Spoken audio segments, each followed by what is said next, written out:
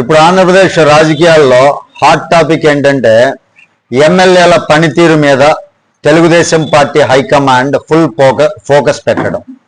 ఎందుకంటే ప్రభుత్వ పరంగా ఎంత మంచి చేసినా, ఎన్ని పెట్టుబడులు తెచ్చినా, ఎన్ని పరిశ్రమలు వచ్చినా, ఎంతమందికి ఉద్యోగ ఉపాధి అవకాశాలు కల్పించినా, రాజధాని కట్టినా, పోలవరం పూర్తి చేసినా, గ్రౌండ్ లెవెల్లో ఎమ్మెల్యేల పనితీరు బాగోలేకపోతే, ప్రజలతో డైరెక్ట్ కనెక్షన్ లేకపోతే, కార్యకర్తలతో రిలేషన్షిప్ మెయింటైన్ చేయకపోతే చివరికి నష్టం ప్రభుత్వానికి కాదు పార్టీకి కూడా వస్తుంది.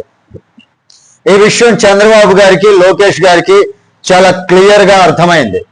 అందుకే గత కొన్ని నెలలుగా ఎమ్మెల్యేల విషయంలో చాలా జాగ్రత్తగా వ్యవహరిస్తున్నారు.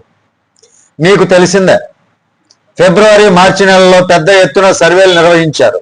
ఆ సర్వే రిపోర్ట్స్ ఆధారంగా సీఎం గారు జిల్లాల వారీగా ఎమ్మెల్యేలను, కలెక్టర్లను, ఎస్పీలను పిలిపించి మీటింగ్స్ కూడా నిర్వహించారు. ఆ తర్వాత ప్రతి ఎమ్మెల్యే చేతికి సీల్డ్ కవర్లో వాళ్ళ పనితీరు నివేదికలు ఇచ్చారు.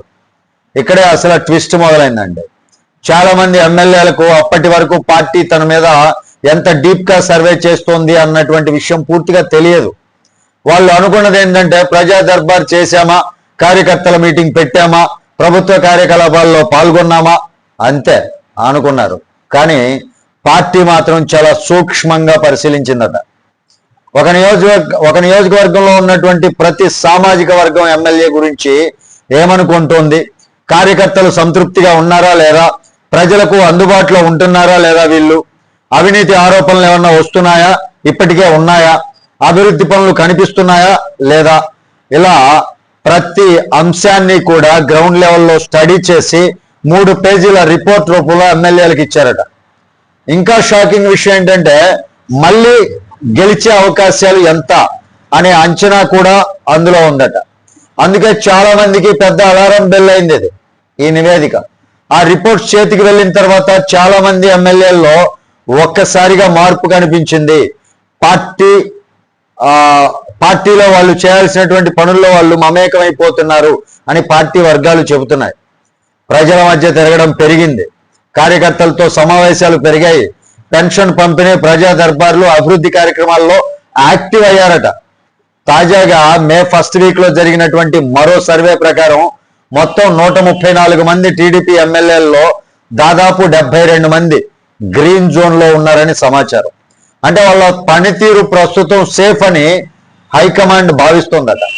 ఉమ్మడి గుంటూరు జిల్లాలో 11 మంది, కృష్ణా జిల్లాలో 8 మంది, విశాఖ జిల్లాలో 8 మంది, ఈస్ట్ గోదావరిలో 6 మంది, ప్రకాశంలో 6 మంది, ఇలా జిల్లాల వారీగా కూడా మంచి రిపోర్ట్ వచ్చినటువంటి ఎమ్మెల్యేల సంఖ్య పెరిగిందట. అయితే కథ ఇక్కడతో అయిపోయిందా అంటే అయిపోలేదండి.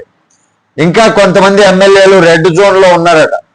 అంటే హైకమాండ్ తీవ్ర అసంతృప్తితో ఉన్నటువంటి లిస్టు కూడా ఉందనేటువంటిది సమాచారం. ఇక్కడ ఒక విషయం మాత్రం క్లియర్, ఈసారి టీడీపీ హైకమాండ్ కేవలం ఎన్నికల సమయంలోనే కాదు, అధికారంలో ఉన్నప్పుడే ఎమ్మెల్యేల పనితీరును నిరంతరం మానిటర్ చేస్తోంది. గతంలో చేసినటువంటి పొరపాటు ఇప్పుడు జరగనివ్వకుండా జాగ్రత్త పడుతున్నారు. ఇది ఒక రకంగా ఎమ్మెల్యేలకు వార్నింగ్ కూడా, అలాగే పనితీరు పరుచుకునే అవకాశం కూడా.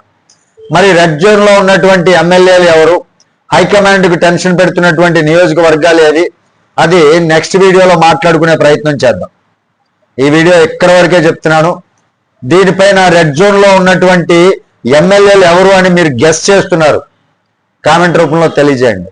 వీడియో మీకు నచ్చితే ఖచ్చితంగా లైక్ చేయండి, ఛానల్కి సబ్స్క్రైబ్ చేసుకున్నాను, కొంచెం సపోర్ట్ చేయండి. Thank you. జై హింద్.